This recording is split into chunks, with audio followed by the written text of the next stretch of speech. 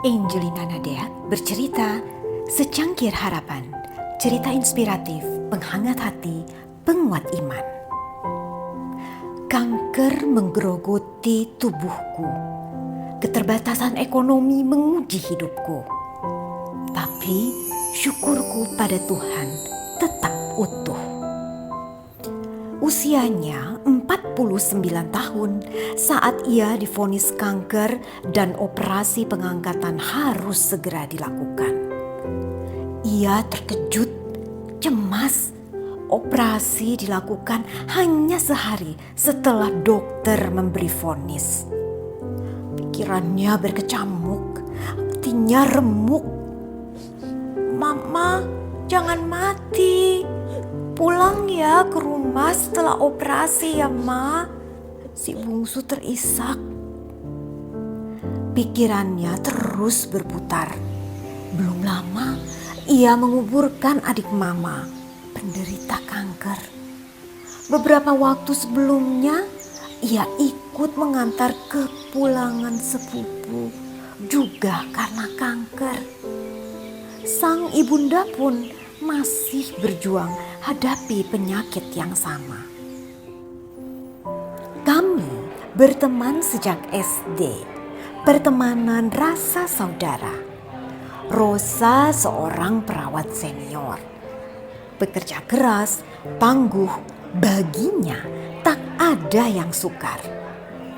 Tak ada yang tahu bila ia menderita penyakit berat. Ia selalu tersenyum, senyum yang hangat. Menjadi seorang perawat di sebuah rumah sakit besar dan ramai pasti melelahkan. Tapi ia punya energi berlipat.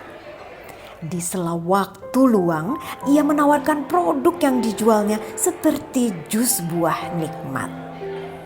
Aku sempat bertanya padanya, "Rosa, kamu seperti baterai litium yang energinya gak ada matinya." Ia cuma tertawa kecil sambil menjawab, "Buat sekolah anak." Dan Rosa membuktikannya. Anak keduanya baru saja lulus dengan predikat cum laude dari salah satu universitas negeri ternama. Sesaat setelah operasi dilakukan, di gereja, Rosa membagikan kesaksian bagaimana Tuhan bekerja, menyertainya, beri kekuatan hingga operasi berjalan tanpa kendala. Rosa mengucap syukur, berterima kasih kepada Tuhan. Tak ada kata-kata penyesalan, tak ada pertanyaan, "Mengapa Tuhan?"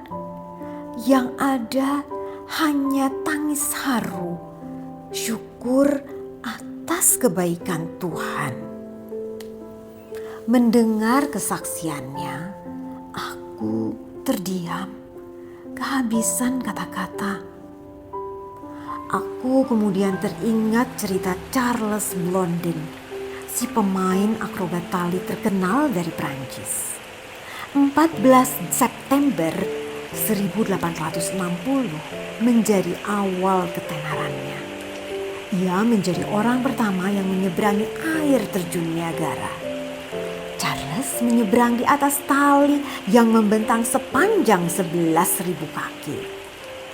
Penonton dari Kanada dan Amerika datang untuk melihat atraksinya.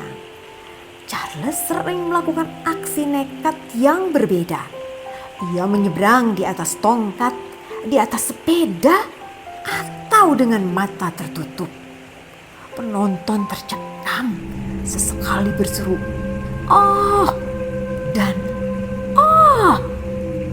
dan bertepuk tangan dengan semangat saat Charles tiba di seberang. Suatu saat ia bertanya pada penonton, "Apakah kalian percaya saya bisa membawa seseorang menyeberang di atas tali ini?"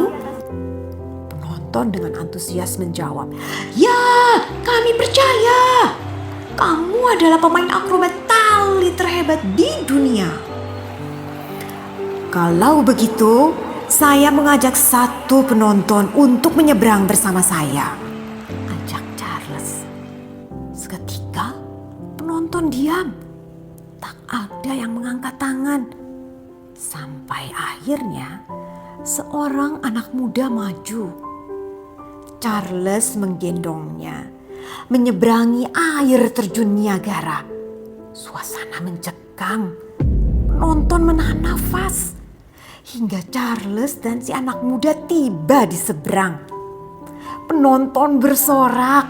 Banyak yang mengerumuni si pemuda dan bertanya, "Mengapa kamu berani melakukan aksi berbahaya itu?" Karena aku tahu kemampuannya dan aku percaya dia gak mungkin mencelakakanku, jawab si pemuda. Ternyata si pemuda adalah manajer Charles Blondin. Ia mengenal baik kemampuan Charles dan ia percaya padanya. Bagiku, Rosa serupa dengan manajer Charles Blondin. Iman dan kepercayaannya pada Tuhan membuatnya mampu terus bersyukur walau penyakit berat dideritanya. Tetap percaya meski healing atau bersantai jarang muncul di kamus hidupnya. Karena tiap menit baginya adalah waktu berharga untuk bekerja agar tercukupi biaya pendidikan anak dan hidupnya. Rosa memberiku teguran yang kuat. Jalan hidupku tak seberatnya, tapi pengenalanku terhadap Tuhan lemah. Kelemahan yang membuatku seringkali bersyukur dan percaya saat situasiku baik. Ia bukan sekedar teman rasa saudara. Kehadiran Rosa jadi pemberi arah agar aku sungguh mengenal dan percaya bahwa Tuhan gak pernah merancangkan kecelakaan. Ia hadir, ia bekerja saat situasi tak sejalan dengan kalkulator dan logika manusia.